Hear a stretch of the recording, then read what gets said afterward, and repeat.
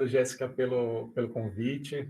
Muito obrigado ao professor Nuno também pelo convite. É sempre um prazer poder estar aqui e compartilhar um pouco com vocês aqui da UNAERP e, além do mais, poder ter tido o deleite de escutar a professora Maria Cristina, que, com a sua exposição muito esclarecedora, já ganhei a noite podendo escutar suas palavras, professora.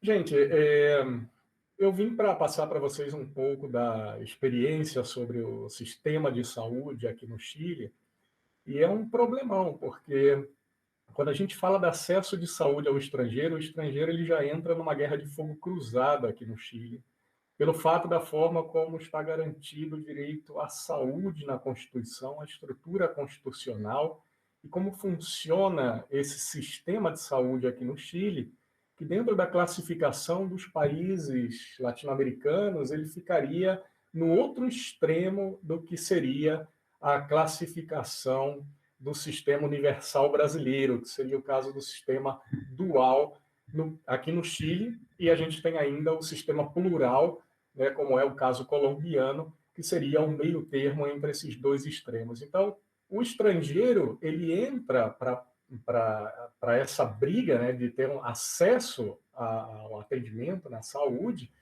dentro dessa tendência latino-americana do século passado de regular leis de imigração como um direito de proteção territorial ou um direito condicionado a interesses nacionais.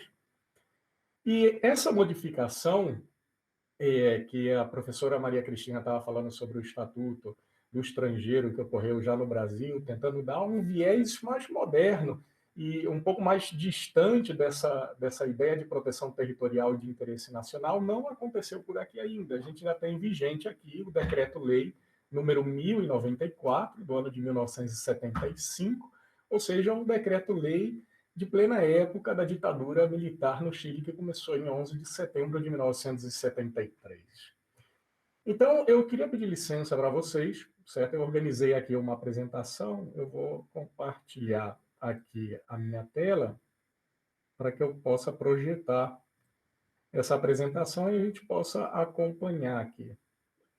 Então, pessoal, eu estruturei a nossa apresentação basicamente em 3 pontos para a gente poder conversar aqui. A gente vai ter que entrar um aspecto preliminar para entender o contexto constitucional chileno, porque é fundamental a gente entender esse contexto constitucional de tutela do direito à saúde, que é parte da estrutura da Seguridade Social, como um direito fundamental de segunda geração ou dimensão de direitos fundamentais, para que a gente possa ver por que ele está determinado, estruturado e tutelado da forma que está. Depois que a gente falar um pouco sobre esse contexto preliminar, a gente vai entrar na parte do direito à saúde, tal qual está na Constituição da República do Chile de 1980, e aí, tendo já uma ideia desse contexto geral, a gente entra para discutir a questão do acesso à saúde e imigração, para depois entrar nas conclusões da nossa palestra. Então, vamos começar aqui partindo sobre esses temas preliminares, entender um pouco o contexto constitucional chileno, para que a gente possa perceber por que o direito à saúde ele está tutelado da forma que está na Constituição de 1980. Primeiro, vocês devem ter claro que o Chile é o único país no mundo atualmente que tem uma Constituição herdada da ditadura militar. Então, alguns autores, como é o caso de Garretón, vão dizer, Garretón e Garretón são 2 autores diferentes, certo? Vai dizer que o Chile é uma democracia incompleta, porque tem vários enclaves autoritários que foram herdados da ditadura e que não foram superados diretamente. A partir do momento em que eu falei que a ditadura no Chile ela começa um pouco depois do que foi vivenciado no Brasil, né, a partir de 1964, aqui no Chile isso começou 11 de setembro de 1973, basicamente com as mesmas razões que faziam essa pressão para que existisse, então, a tomada do poder pelos militares na América Latina. Claro que existia um governo prévio claramente socialista, mas um socialismo constitucional. Allende não fez um governo socialista extremo, mas ainda assim gerou a insatisfação dos grupos de pressão contrários e, aliada à ideologia dos grupos externos que queriam que os militares tomassem o poder, esse golpe militar também aconteceu aqui, não foi o primeiro na nossa história, certo? O Chile já teve 2 outras intervenções militares, uma delas A mais próxima dessa de 1973 foi em 1925, depois que a gente teve também a fuga de um dos presidentes daqui, Arthur Alessandri, para o estrangeiro, exatamente por causa desse golpe militar. E o problema é que essa Constituição de 1980 ela tem alguns pilares que continuam de pé e que sustentam o modelo econômico que foi então implementado nessa época da ditadura, com os Chicago Boys e uma ideologia neoliberal. Uma delas foi o plano laboral, certo, que quis desestruturar o diálogo social, a participação dos trabalhadores através da conformação de sindicatos, que teve um retrocesso na época da ditadura, inclusive sendo considerado como associações ilícitas novamente, o que é um período que antecede a consolidação do sindicalismo como nós conhecemos hoje. O sistema das AFP, que são administradoras de fundo de pensão, parte do sistema previdenciário através da implementação da capitalização individual em substituição do sistema de repartição que existia anteriormente. E aí que outros pilares a gente tem? A privatização da educação e o abandono da educação pública. Aqui agora, com essa ideologia da educação privada, né, de fazer da educação um negócio, o gasto em educação é sustentado basicamente pelas famílias. 77% do gasto com educação é pago pelas famílias chilenas. E isso foi, então, a partir de 1981, com a criação de universidades privadas, o mercado da educação. E o sistema de saúde ele não ficou fora disso. Obviamente, a gente ainda está um pouco distante de ter uma estrutura integrada, políticas públicas integradas em matéria de seguridade social. Se a gente estuda a seguridade social no direito chileno, a gente vai começar a perceber que eles estão bastante fragmentados, eles não estão tratados nem num título único, e no catálogo de direitos fundamentais, sequer eles estão, naquele rol, eles não estão seguidamente tratados como direitos fundamentais. Então, primeiro a gente vê uma manifestação de saúde, depois, bem distante, já junto com outros direitos trabalhistas, a gente vai ver a questão da seguridade social, e a assistência social sequer é mencionada dentro deste catálogo de direitos fundamentais. Então, o nosso sistema de saúde, que é dual, a gente vai verificar depois como funciona isso, porque ele é chamado de sistema dual e porque ele é prejudicial, ele é segmentador e ele vai terminar avariando, vai terminar incrementando as desigualdades sociais. A gente tem um sistema bancário privatizado com a taxa de juros liberalizada, aqui tem uma exaltação muito grande, papel da imparcialidade do Banco Central, certo? A Constituição Política da Ditadura de 1980, que segue aqui de pé, foi reformada muitas vezes, nunca conseguiram mudar esses pilares fundamentais que estão dentro da Constituição do Chile. A desnacionalização do cobre, que é a principal commodity daqui, hoje em dia quem enriquece com a principal commodity chilena são as empresas espanholas que estão explorando o cobre, inclusive a privatização das águas, o Código de Águas, que ainda está em vigor, ele foi promulgado durante a ditadura, em 1981.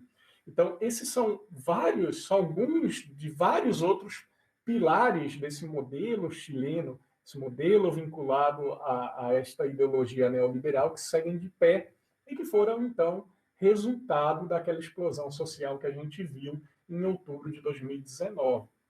E aí, o que a gente tem que entender dessa Constituição é que existe uma espécie de interpretação originalista sobre o papel do Estado dentro da sociedade.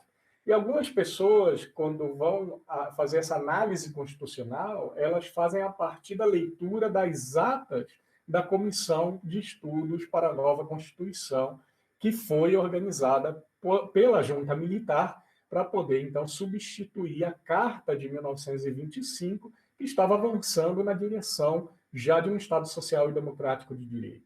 E, a partir dessa ideologia, da leitura dessas atas da comissão, é possível verificar que queriam construir uma espécie de sociedade orgânica, uma sociedade vertical e hierarquizada, aonde cada indivíduo era responsável pela sua própria proteção, era responsável por poder assegurar todos os bens que ele queria adquirir em uma lógica de mercado. Se ele não pudesse valer-se por ele mesmo, então o indivíduo tinha que buscar o quê? Tinha que buscar os grupos intermediários, que são aqueles que não pertencem ao Estado e servem de ponte entre os indivíduos e o Estado, como, por exemplo, as associações, os sindicatos, organizações não governamentais, e se nem o indivíduo e nem os grupos intermediários pudessem fazer absolutamente nada por aquela pessoa em algum estado de necessidade, por exemplo, aí entraria o Estado de forma, então, subsidiária dentro dessa estrutura de uma sociedade orgânica, apesar de que existe uma parte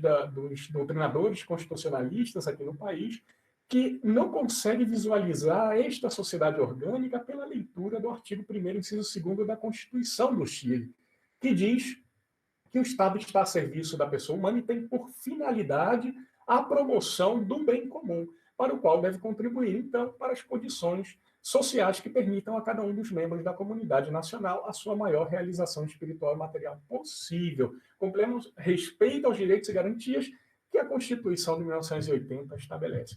Eu também faço parte desse outro lado dos constitucionalistas que não pensam na consagração deste princípio de subsidiariedade como parte da Constituição chilena, exatamente pela leitura desse artigo 1º, inciso 2º da Constituição. Então, o fato de que existe essa briga interna entre qual é, então, o modelo, a forma de Estado que a gente tem no Chile, um Estado subsidiário ou um Estado ativo, um Estado que participa ou um Estado que se abstém de participar.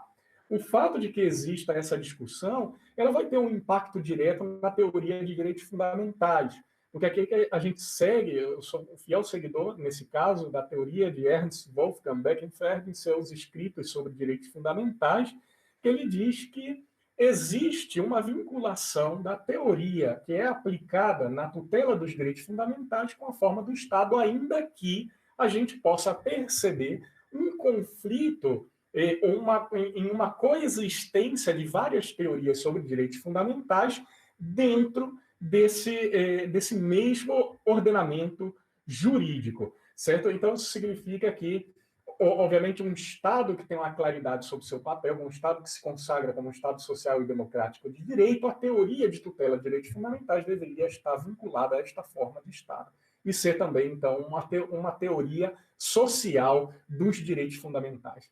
E aqui, como existe ainda esta corrente que vai estar tratando a questão dos direitos fundamentais de acordo com a forma do Estado, quando a gente fala do Estado subsidiário, o Estado, então, ele vai dar uma primazia aos direitos fundamentais de primeira geração ou dimensão de direitos fundamentais e vai tutelar os outros direitos fundamentais em todas as suas outras gerações e dimensões, como se fossem, então, liberdades negativas, porque essa é a teoria de direitos fundamentais abraçada pelo Estado mínimo ou Estado subsidiário. E aí eu tomei a liberdade aqui de colocar uma propaganda, eu tenho esse livro Mínimo Vital no Chile, que foi publicado aí no Brasil pela Lumen Iuris, é parte da minha tese de doutorado, que também vai tratar dessa vinculação dos direitos fundamentais à forma do Estado, vai abrir o espaço para discussão do princípio jurídico do mínimo vital, e o último capítulo eu dedico exclusivamente para poder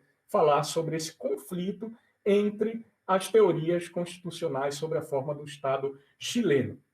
Então, indo adiante, vamos passar agora que a gente já entendeu mais ou menos esse contexto constitucional, para falar sobre a forma como o direito à saúde ele está tutelado dentro da Constituição chilena e com essa estrutura de um sistema, então, dual. O direito à saúde está consagrado, sim, na Constituição chilena. Por essa razão, a gente não pode dizer que isso seria uma política pública, uma aspiração, um desejo popular, é um direito fundamental consagrado no artigo 19, número 9. E aí, nesse caso, existe um grande problema que é a judicialização do direito à saúde no Chile. Por quê?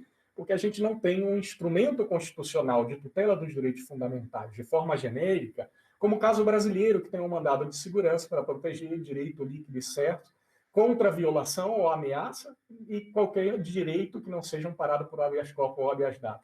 Aqui na Constituição chilena, no artigo 20, o que a gente vai ter é o chamado recurso de proteção, que já é mal nomeado recurso, porque não é um recurso, é uma ação originária, e nesse caso, esse recurso de proteção ele está somente dando um espaço aberto para poder judicializar os direitos de primeira dimensão ou geração de direitos fundamentais. principalmente, com ênfase principalmente, no direito de propriedade. Então, apesar de que o Tribunal Constitucional, porque aqui o controle de constitucionalidade, ele não se dá de forma difusa, ele se dá de forma concentrada. Então, o Tribunal Constitucional já disse que o direito à saúde ele pode ser judicializado via recurso de proteção, porém, a gente está utilizando uma teoria, ou talvez assim, um coringa um pouco teratológico, porque como ele tem ênfase, o recurso de proteção, na tutela da propriedade, as pessoas estão utilizando teses da proprietarização dos direitos para poder chegar ao Poder Judiciário com demandas de direitos fundamentais de segunda geração ou dimensão de direitos fundamentais. Significa que as pessoas argumentam que têm propriedade sobre o direito à saúde para poder chegar através do recurso de proteção em uma análise de vulneração desse direito fundamental de segunda geração ou dimensão. Na Constituição de 80, se a gente lê a forma como está protegido o direito à saúde, o que ele protege, vejam bem, o primeiro inciso é o livre acesso e igualitário às ações de promoção, proteção, recuperação de saúde. Sendo um dever, veja bem, o que coloca, um dever preferencial, colocou o legislador do Estado garantir a execução das ações de saúde. Ou seja, desde a gênese constitucional, que a gente pode identificar, então, essa abertura para que os privados pudessem explorar e entrar aqui dentro desse espectro de proteção dessa arista da Seguridade Social, desse direito fundamental de segunda geração ou dimensão. Então, o que a gente vai ter, na realidade, na estrutura constitucional chilena é uma ampla liberdade de escolha, onde cada pessoa vai ter o direito de escolher o sistema de saúde do qual deseja se beneficiar, seja ele estatal ou privado, certo? Então, essa lógica está bastante conectada, como a gente tinha dito, que há uma conexão entre a Constituição, a ideologia constitucional, com a ideologia neoliberal e esses pilares que estão aí dentro da Constituição de 1980, porque o neoliberalismo, perdão, que foi abraçado no discurso da época da ditadura, ele está tão presente, conectado à ideologia da Constituição com a ideologia neoliberal, que, obviamente, o discurso que está aqui dentro do imaginário social é que o estado de bem-estar é o principal responsável do déficit fiscal. Por essa razão, a gente tem que dizer que o princípio de igualdade ele vai ficar, então, subordinado às ideias de eficiência e efetividade no que se refere aos recursos públicos. A ideia, então, é gerar um afastamento, uma abstenção do Estado, a redução do papel de provedor do Estado, que se converte, então, em assegurador de serviços mínimos, tendo, então, o quê? Uma deterioração dos direitos sociofundamentais, como é o caso aqui do que a gente está analisando da saúde. A proteção da saúde vai ficar segmentada, privatizada, dificulta o acesso e agrava ainda mais as dificuldades sociais. Eu tinha falado para vocês que existe, então, essa classificação do sistema de saúde da América Latina. Os dois extremos, um deles seria o caso do modelo universal no Brasil, o sistema público universal. No outro extremo, a gente tem o modelo dual do Chile, onde o Estado presta assistência aos mais pobres em um sistema deficiente, enquanto aqueles que têm mais condições financeiras vão buscar um verdadeiro direito à saúde, podendo pagar por ele através do sistema privado. E temos o caso do modelo plural na Colômbia, que, na realidade, estas duas faces da exploração do direito à saúde, a pública e a privada, elas vão competir entre elas dentro do mesmo mercado. Então, vamos entender aqui como funciona essa lógica dual.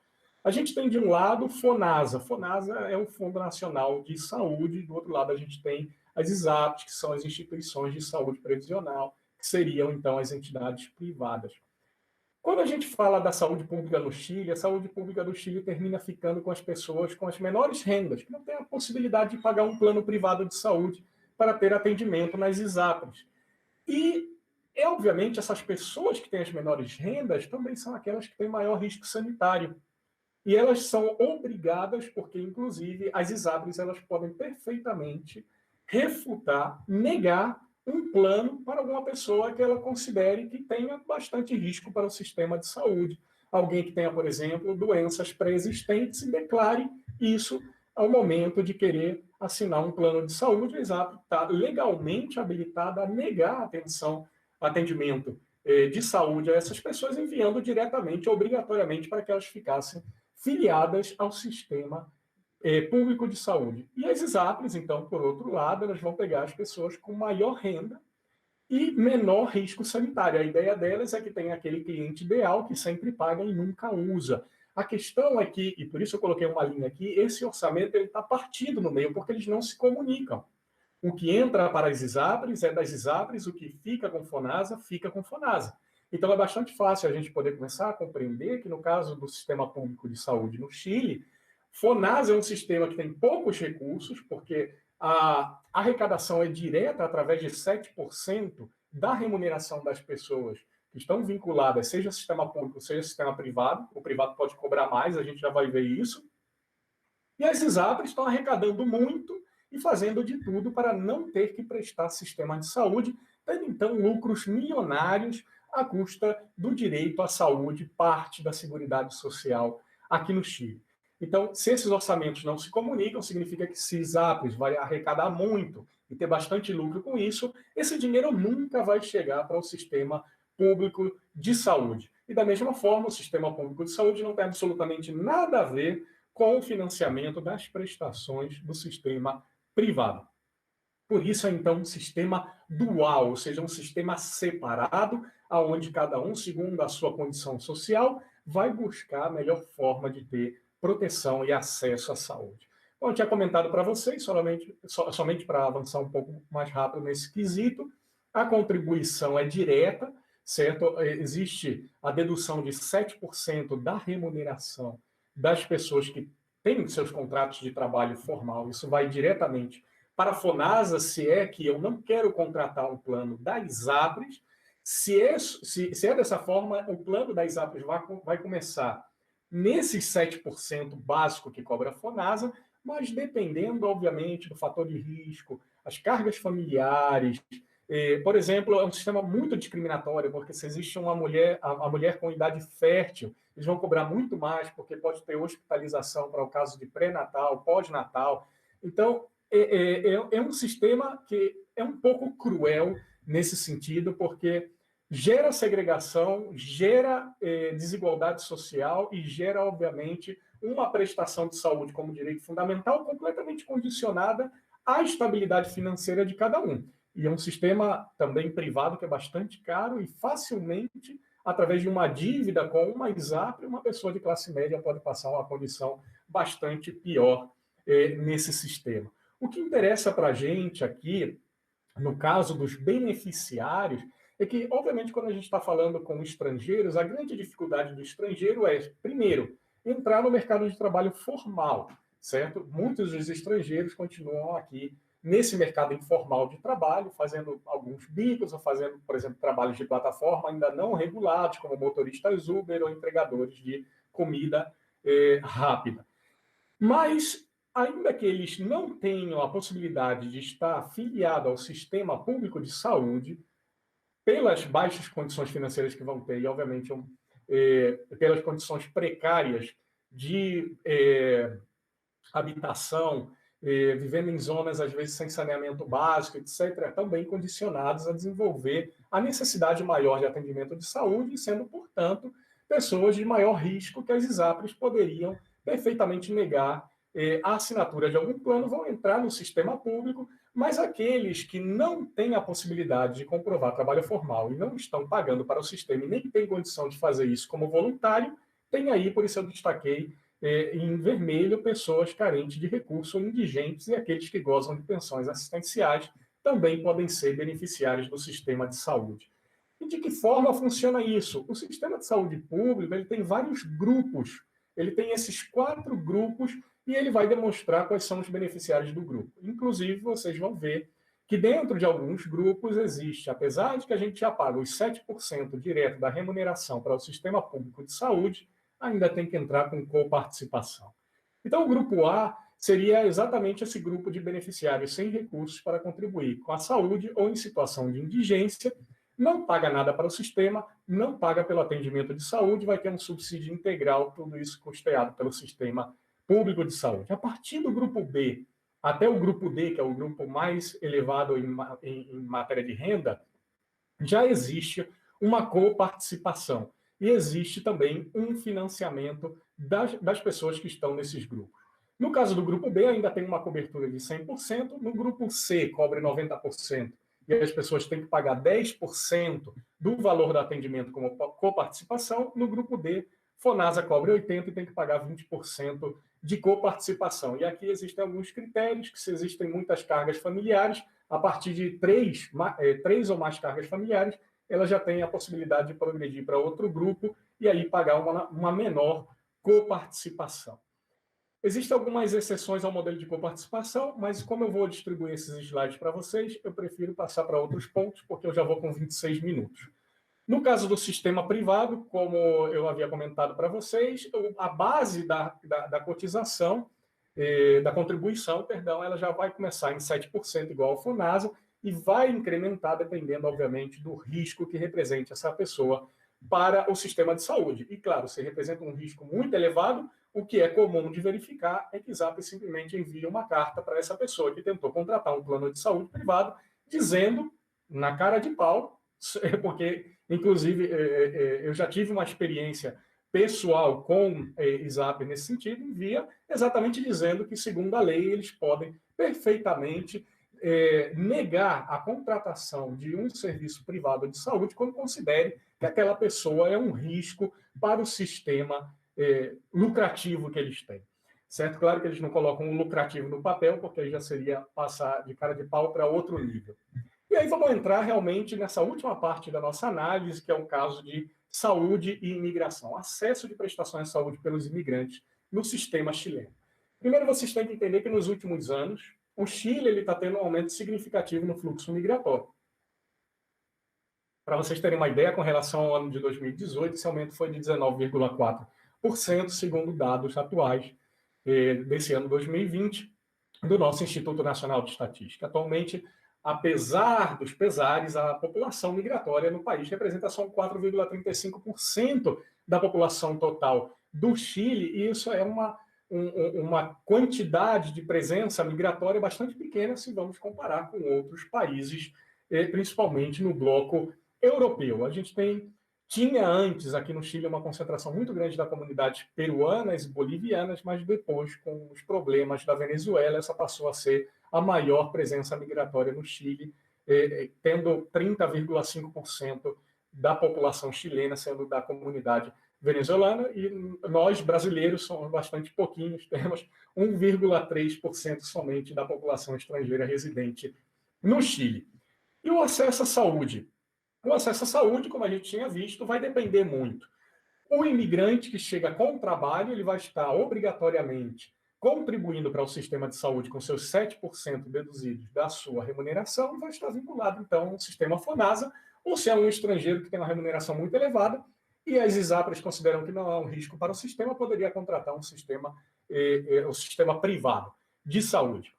O que passaria com as pessoas que estão em trabalhos informais? Elas poderiam, a partir do ano 2008, foi criada a figura do contribuinte voluntário, eles poderiam contribuir voluntariamente e automaticamente, ao fazer o primeiro recolhimento, eles já teriam a qualidade de segurado, certo, do sistema de saúde, ou então, se for o caso de uma pessoa com escassos recursos, que não tem possibilidade de fazer esse recolhimento de 7% em cima, aí nesse caso não de uma remuneração, mas de uma renda de trabalho informal, eu poderia tentar comprovar isso, fazendo uma inscrição que tem um prazo de validade de 1 ano para poder aceder, ter acesso ao sistema público de saúde na condição do grupo A, que seriam os indigentes ou escassos recursos. O grande problema que existia era no caso dos estrangeiros em situação irregular.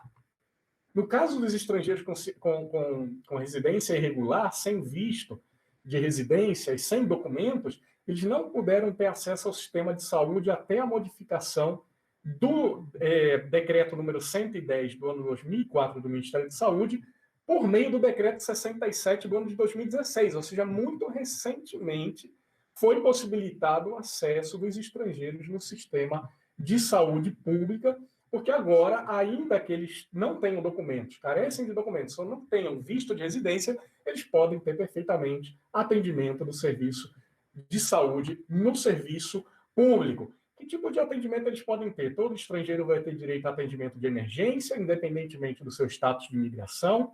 As gestantes, independente do status migratório, têm direito a frequentar a rede pública de saúde até o primeiro ano de vida da criança, durante o pré-natal. Isso inclui atendimento odontológico, nutricionistas, controles, entrega de medicamento, ultrassom, além de parto, eventuais cesáreas, e tem também um enxoval do programa Chile Cresce Contigo. Menores de idade também têm, menores de 18 anos, atendimento médico na rede pública nas mesmas condições que os chilenos, independente da sua condição de imigrante e da condição imigrante também dos seus pais ou representantes legais. Menores de 0 a 12 meses vão ter acesso ao programa de apoio a recém-nascido, ao material lúdico e estimulante, oficinas educacionais, do programa Chile Cresce Contigo, e das creches, das chamadas juntas nacionais de jardim infantis, que são creches pertencentes ao sistema público, para aqueles que estão dentro desse grupo de 60% mais vulnerável. E também vacinas, crianças entre 1 a 9 anos têm direito a vacinas do programa nacional. Algumas estatísticas, só para jogar uma luz nisso aqui, depois fazer umas críticas e já fechar.